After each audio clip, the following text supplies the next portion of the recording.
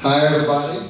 Monty made all that bullshit up. He's not my friend. He just made that all up tonight. Also, management wanted me to inform y'all that they will be doing free drink specials until right now. They're done. No more. You missed out. Try again next time. We tried to push it a little bit further, but they said no. So, really quick, how many of y'all like strip clubs? This guy. Yeah. I feel like I've seen them there, but in all fairness, I'm not a big fan of them. It just seems like every time you go to a strip club, you just end up with an empty wall of blue balls and having to explain where all the damn glitter came from. And ladies, you know that's how you always catch your man after he got home from the strip club. It's 3 o'clock in the morning, he shows up, you're like, well, why do you smell like an old French whore? He's like, who are you to talk? And you're like, honey, I'm sorry, I'm a little drunk, I should have said that. You're just like, it was a really crazy story. A clown outside threw glitter in my face, took all the money out of my wallet, about $200 out of my savings account. I think he said his name was Mercedes. I don't know, I've got an erection. Maybe we should solve that mystery. This is the thing that needs to be solved right now. You're lucky I'm still alive. I made it back for you. Now my real problem with strip clubs is, every time you just got a little bit of money, that's when the girls always lean in and they're just like, how would you like to take this back to the champagne room? And I'm always like, listen here, bitch, I ain't got that kind of money. Now if you got an old Milwaukee room, that like PBR room, that's the room that I want to go to. That's the room for me. In all fairness, I need to start hanging out with Monty at strip clubs because the other day I was at Platinum Plus, not one plus size dancer in the whole place. That's false advertising. I demanded a free license. That's all I'm saying. But women, men aren't the only ones that are bad. Y'all can be confusing too. A lot of you women are like, I want a nice guy. I want a bad boy. Please stop hitting me. Like, listen, make up your damn minds. Y'all got to figure out what you want.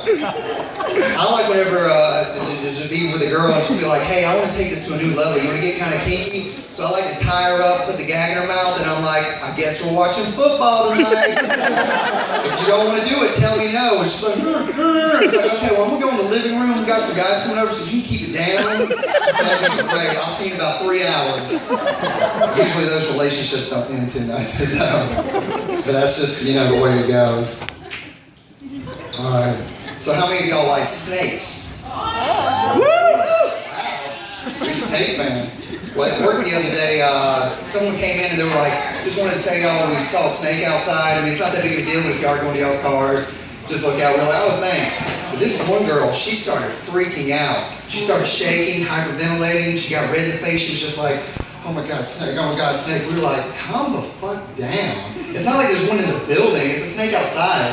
What does she expect to look outside and there's just a snake with like a hoodie on and like dark sunglasses with a switchblade in his tail? You gotta come out sometime. No, it's a snake. It's no big deal. Maybe you stay after work late one night, you look out, it's dark. There's just like, you know, a light hanging overhead, and just out of the shadows is a snake. And it just puts its tail up to its face and just like, leave you to sit there crying at your desk. No, it's a snake. It's no big deal. But I guess, you know, we all have like little phobias and things like that. But I feel like the more there is of that thing, it takes it to a whole nother level of creepiness. Like, I don't like spiders, so if I woke up and there was a spider on me, I'd be scared. But if there was like a million spiders crawling on me, I would like die. The only contradiction of that would be if I woke up and there was a million puppies on me, that would be like the greatest day of my life. I was like, oh, puppies! Just be rolling around in them all day. But that's just me, I like puppies. Glad somebody appreciates puppies. Did y'all know that Chuck E. Cheese now serves beer and wine? That is amazing. Now, what age can you go to Chuck E. Cheese and not have a kid? Like, I feel like me and my friends could go, but it'd probably be really frowned upon.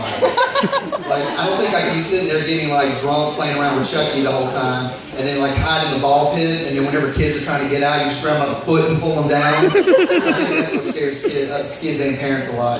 All of a sudden the parents kind of walk up, I'm laying naked in the ball pit, smoking a cigarette. Have you seen Billy? I'm like, yeah, how was he? He was pretty good. He was all right,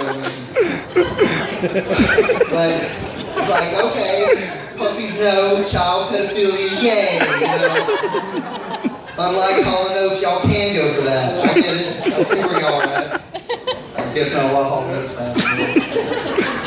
Alright, finally, I guess I'll just leave you with this. I was watching this documentary on Atlanta the other day. It was pretty good. It was really informative. It was called Rise of the Planet of the Apes. Who knew that's how Atlanta got started? It's a pretty interesting story. Well, I love you guys, and thanks for having me, Brandon Watson.